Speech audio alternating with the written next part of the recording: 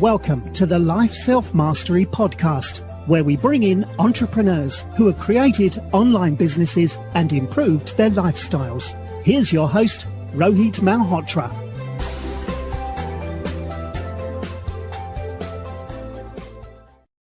Hi everyone, I'm Rohit from lifeselfmastery.com, and today I'm excited to have Emmanuel Straschnov, who's the founder of Bubble, which is a visual programming tool which allows anyone to build and host web applications without having to write code or hire a team of engineers.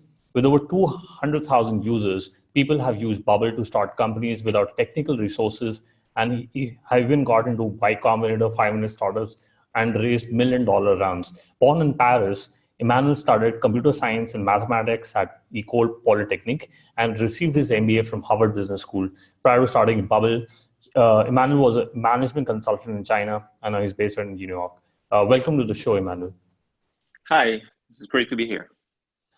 Awesome. So, you have studied computer science and mathematics, then you've done your MBA, you became a management consultant. What made you get into entrepreneurship and startups and build Bubble? It's actually the consequence of me meeting my business partner. When I got into, when I was at Polytechnique, I wanted to be in business. And at that time, I never thought starting a company would be the right way for me to do it, which is how I started in management consulting. So more of a traditional career, at least 15 years ago. And then when I moved to Boston, my initial plan with my MBA was to keep it on that track. And toward the end of school, I was looking for a job, still not sure I would be starting a company. Also, for immigration reasons, it's not necessarily easy to start a company in the US if you're not a US citizen. So it was not really my first option. And since I was still looking for a job, someone put me in touch with a friend of his who had not started the company yet, but it had a very early prototype of what at that time was not called Bubble yet. And we decided we met for coffee, and we actually, at the end of the coffee, he asked me, do you want to give it a try and partner on this? And I said yes, and 6 years later, we're still here. But it was very much of me meeting, I guess, the right person. So it's kind of a fate thing, not something that I had rationalized and planned a long time ahead. Got it. So, can you explain to the listeners about who is Bubble for, and is it only for students and startups, and how it can help them, grow their businesses or grow their ideas? So, the long-term vision of Bubble is really to reinvent how programming works and to make that, similarly to what happened, 30 years ago when people were using MS-DOS to use a computer, and then Windows and Macintosh emerged and people were using computers with a visual interface. We want to do the same thing with programming computers. So that's the kind of transformation we're trying to operate. We started working a lot with startups and students. When we say students, it's mostly because students are in a great place in life to actually try things and start companies. Because we think that what happens is the tools, it's much easier to get someone that is trying to start a company to try something like Bubble versus an existing organization.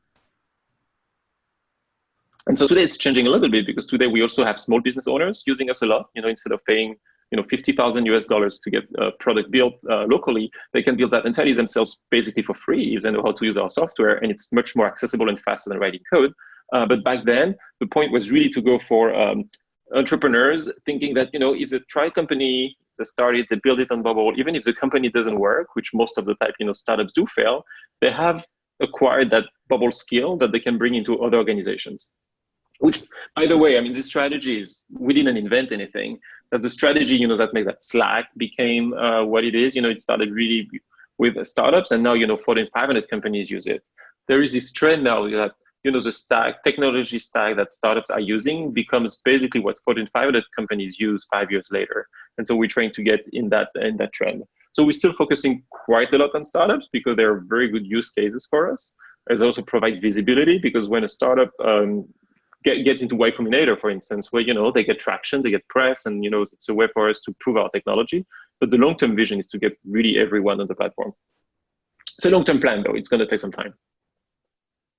Got it. And, how can entrepreneurs validate their MVP without hiring an engineer? How much time would it take for them to create a first draft of a product and share it either with investors or with other people?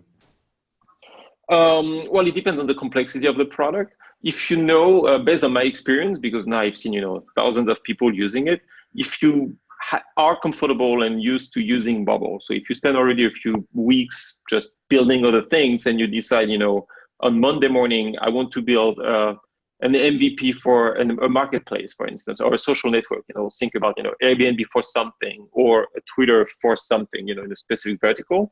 Right. I think they can be done with that by Friday. Like it's actually very quick, much faster than writing code, because the way we do things is you're basically assembling bricks that have been pre-built. And the bricks we have is, for instance, save an entry in the database, add a login with Facebook button. And so you don't need to rewrite all this code. I mean, this code has already been written once and you just combine them, so it's much faster. Now what happens though is that after people are done with the initial MVPs, they keep iterating on the product. And so effectively what we see is that people basically modify the product every single day, based on user feedback. But you can get a product up and running and launch it to the world, whether it's for early users or investors, probably in a week, if you know what you're doing.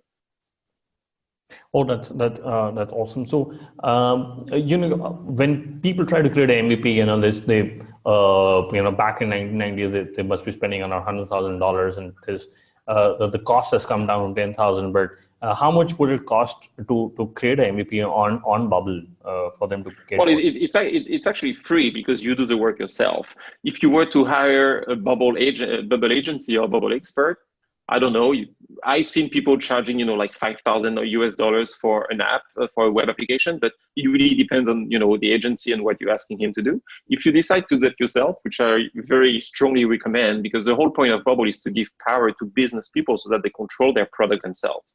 And you don't need to rely on an engineer to tweak things, and you need to do things. In that case, it's basically free, and then you only start paying when you want to launch your product with your own domain. And then it starts at literally $16 a month. If you start having a lot of traffic, it will go up, because at the end of the day, scale comes at a cost. But you can run a company for $16 a month. $60. 16, 16. $16. Okay, got it. And do you also provide a marketplace for engineers and other designers to be on a platform, or is it, or are you targeting startups who want to do seed stage, who want to build the first prototype of a product, and then once they created the product, do they stay onto your platform, or do they go away? Or how's the life cycle of a company from there? So there are a few questions in what you ask here. Whether we have a marketplace for agencies and freelancers, we do have a forum, like an online community where people meet a lot. So it's not a marketplace in the sense that we don't take any commission from that, but we see a lot of people helping each other, sometimes for free, sometimes for money compensation. But that's really that we want to happen, but we're not trying to get in the middle of that. Like we provide this online community where people can meet, and we're very happy with that. We have a marketplace for templates and plugins, so that's a very different thing when people want to create something and they don't want to start from an empty app, from a white page. You could buy a template that is built by someone else, and then it is a real marketplace. And then to your last question about the life cycle, our goal is to keep people on the platform as long as possible until the business really starts scaling aggressively. So it's of course challenging because sometimes you have clients that grow faster than Bubble itself, and so we need to be technically able to support them. But things have gotten much better for the first few years, and we've been doing Bubble for a long time now because we needed to get to the right product. For the first few years, when a company would start doing pretty well, they would leave. Today, we managed to keep most of them actually. Like the company, one of the companies that did YCombinator is still running on us for the entire back office. And I mean, I talk with the guys from time to time. I don't think they're planning on moving in anywhere, which is great. Because the important thing for us is, even though people tend to see us at first as an MVP maker and an MVP tool, it's really not our goal. Our goal is to be a full production product. I don't mind people seeing us as an MVP tool at first because it gets them to use us. But then, to be honest, like 90% of our coding time and development time goes into making sure things work well at scale. Got it. So, you've been running the company for 2012. How big is your team, and what are the revenue numbers you're looking at this financial year? So we currently have 8 people, actually 8.5. I mean, one person is half-time helping us with the documentation, but we have 8 full-time employees, including the 2 founders. And the revenue, we're pretty open about that. We exceeded $1 million last year. And right now we've grown basically on an annualized basis, because in our business, because it's a subscription business, what matters is a monthly recurring revenue. We're a little bit above $1.5 million a year. So growth is nice. I mean, it's not as big as the opportunity is, but it starts being big enough to start investing more heavily in growth. Got it. And can you talk about how many number of customers you have, and what's the cost of acquiring a customer, and the lifetime value of a customer, if I may? Our number of paying customers, we have about like 3,500 paying apps. People pay per application, so one person can have multiple apps, okay, which leads to a little bit more than almost 2,500 people paying. Our cost of acquisition is actually 0 for now, because we're not doing paid marketing. We do spend a lot of time animating the community, and the forum and our online community has been the main growth driver for Bubble. And this growth can happen both online and offline. So what we see is that our users self-organize, independently organize a lot of meetups in pretty much everywhere. And so that drives a lot of adoption. And it's a very powerful way to get people, because one of the challenges we have with something like Bubble is that people don't necessarily believe it works. We heard many times, yeah, it's been promised before, you can't go very far with that, so those products are not good.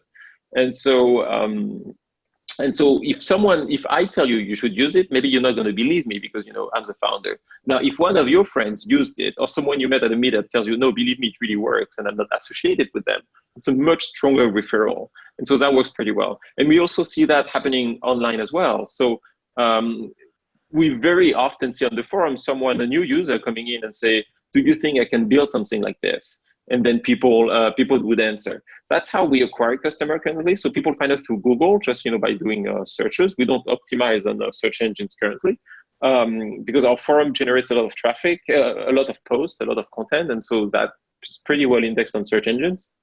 And I'm hoping to keep scaling that. Our goal for 2019 is to actually start putting more effort in helping the community gather more, whether it's by subsidizing meetups, organizing conference. There are a lot of things. What we realized with our users, because most of them started as non-technical at all. We do have a few coders that use us, but the vast majority of our users are actually non-technical people.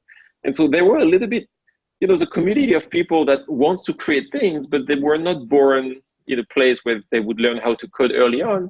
And so they felt that they were not part of the creative movement that you see online currently. And so when you provide them with a tool like Bubble that helps them create, they actually gather and they become friends, essentially, which is something very powerful that I want to keep building on. Got it. Yeah, because a lot of people are non-technical who have a great idea, want to build a product, and I think a product like Bubble can really fit in and help them to create a product out of an idea. I'll bet we actually have a lot of users in India. India has always been a very strong. We started getting paying customers in India back in 2013, so actually very early on. Our bet is that there are a ton of people out there. Sometimes we hear, well, not that many people want to create things. And my view is, if the tools are easy enough, there are a ton of people that want to create things. And the easier the tool gets, the more people want to create things. Because right now, the problem is that a lot of people are just not aware it's possible, which is why we need to do better work at evangelizing this idea that you can create things without code. But my personal vision that there are a ton of people out there that want to do that. Got it. So I want to know, do you have any competitors? I know there's a company called Engineer.ai. Do you think they compete with you people, or what is the goal ahead for Bubble?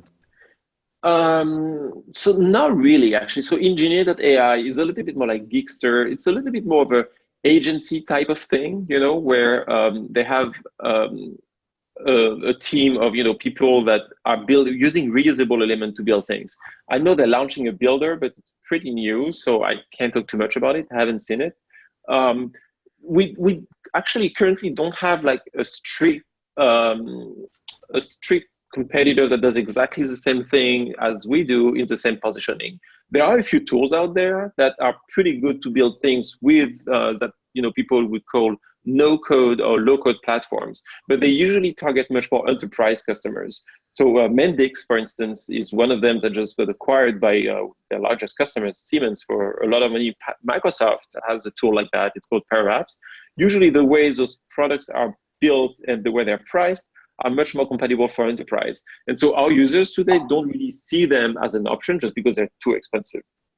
It's basically, if you think about our long-term strategy, you have two ways to get to the end goal, which is, make that everyone use a no-code platform to build software. You have the way that goes to enterprise, where you can get a lot of money pretty early on, but then you become an enterprise tool, or you can go with individual, but that you need to build a community, and as soon as you have a ton of people that use you, they're going to eventually bring you inside larger corporations, and you get to the end goal.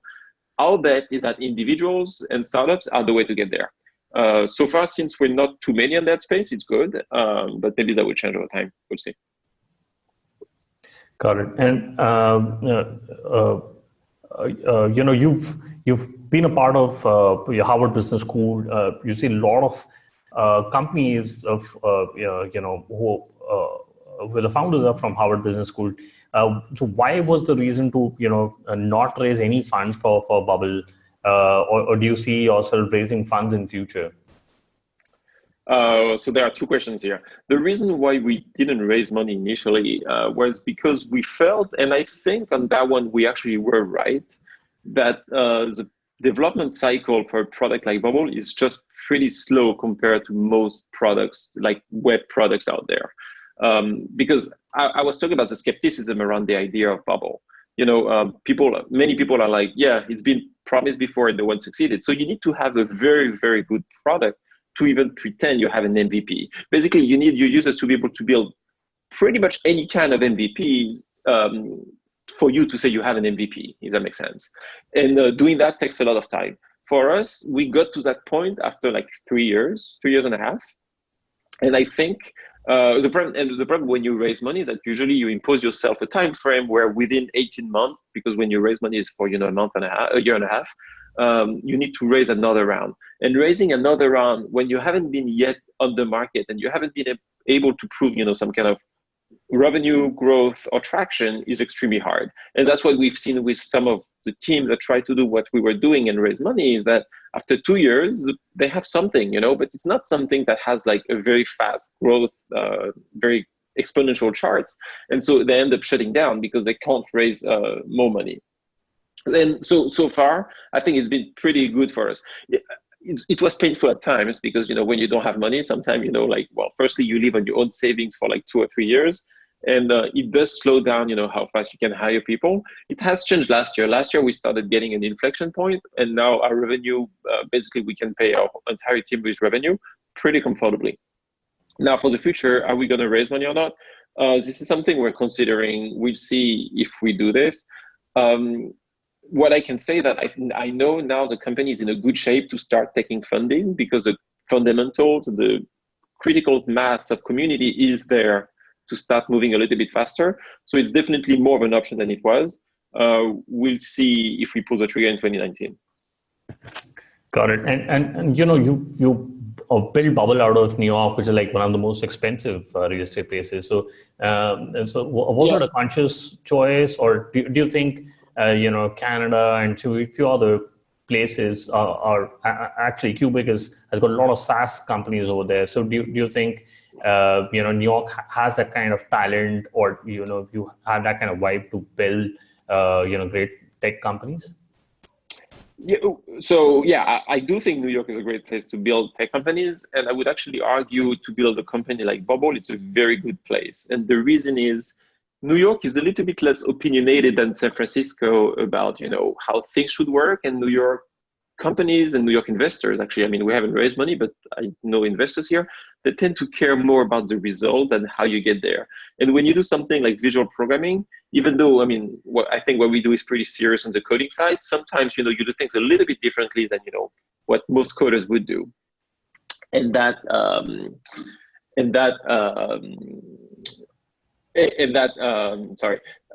that can sometimes harm the company a little bit because you end up doing things not in a completely, pragmatic way. So I think that's great. Now, for the cost of living, yes, it's definitely tough. If it were to do it again for the two of us, like my business partner and I may say that we probably should have stayed in Boston because I was in Boston for school. I was graduating from Harvard for the first 2 or 3 years because that's a much cheaper cost of living and you still can find a lot of very good engineers. But on the other hand, it was just the two of us. So the additional cost was just for ourselves. You see what I mean? Like it was not necessarily a very big financial impact for the company. Now that we're getting bigger though, and with the attraction power that New York has in terms of talent, I think this is getting better and better to hire people. Amazon is moving here. So Amazon moving here is going to drag a lot of attractive, good talent to New York. They're going to be paid a lot of money. So that's going to make the place more expensive. But that's also going to lead to a lot of like smart engineers at some point wanted to jump ship from a big company like Amazon to go to a startup. And then, we'll be there to welcome them. Got it. And how do you divide the roles between you and your founder? Do you look at the product side, or does he look at the marketing side? How did you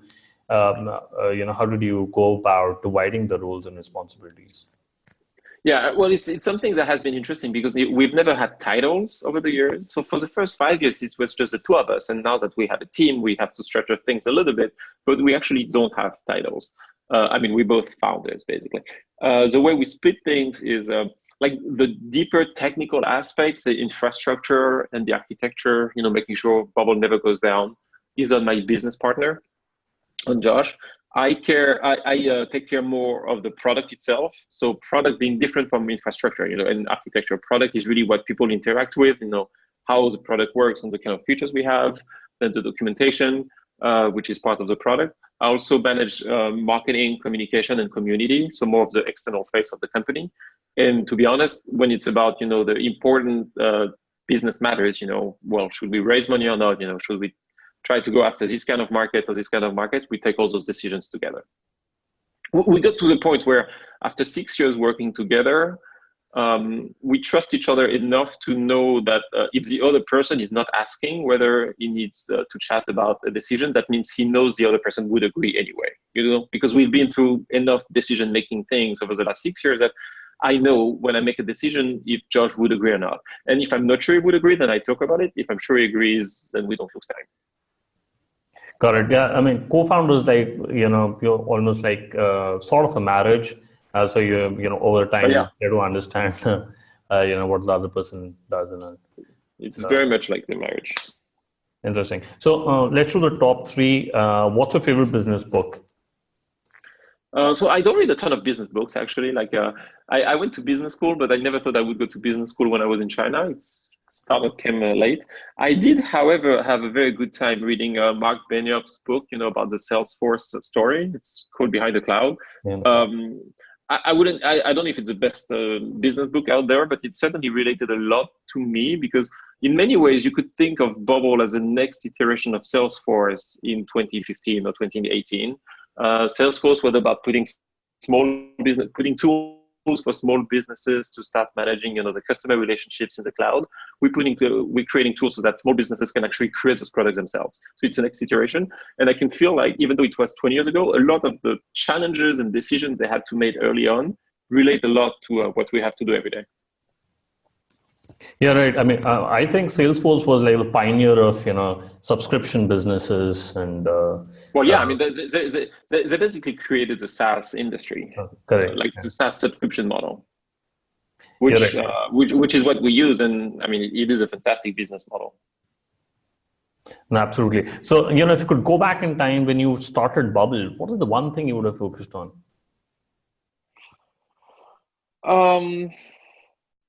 So what we focused on, what we did, was focusing on only customers and the product. So we were fortunate enough to find paying customers after 6 months. And even though there weren't many of and it was literally a few tens of people, we would talk to them like literally every day on Skype, which when you create a product that is open-ended like Bubble and you can have a lot of different features, you have to be careful not to confuse users. And so talking to them was very good. So I actually think we were pretty smart to do things that way.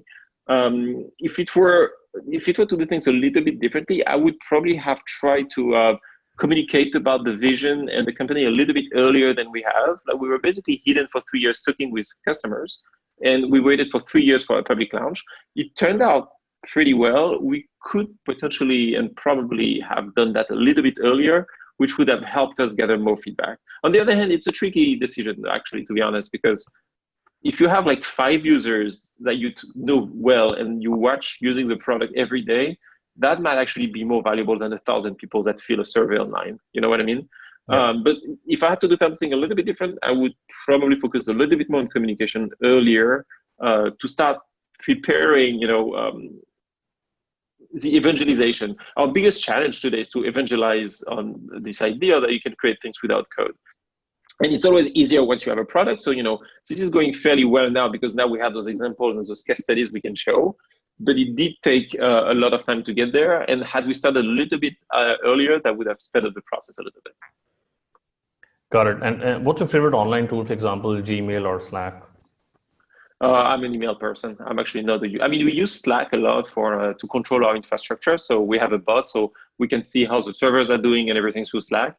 But I don't actually use it too much for communication. I like the not real-time interactions on email. I like taking my time to answer if I need to take some time. Got it. And what is the best way people can reach out to you and get to know more about Bubble? If you sign up to Bubble and it's free, you would actually get an email sent from, it would be my name, but it goes to our team. You have basically 2 good ways to know about Bubble. It's support at Bubble or contact at bubble.is, which is a good way to basically get in touch with the team. And if someone mentions, they heard me on this podcast, I would actually come to me because I would read those messages myself and answer myself, depending on how many there were, but I'll do my best. If people want to interact with the community and are curious about, what can you do? Is this thing real? I actually think our users are the best people to talk to more than us because, of course, we're selling something. Well, our users are not. And then the forum, like forum.bubble.is, is probably the best place to ask for advice. Got it. We'll put that in the show notes. Emmanuel, I really enjoyed talking to you. Thank you very much for coming over. I really appreciate it. Yeah, me too. I had a great time. Thank you very much for this. Thanks for listening to the Life Self-Mastery podcast, where we teach you how to start and grow your online business. For more information, visit Rohit's blog at www.lifeselfmastery.com.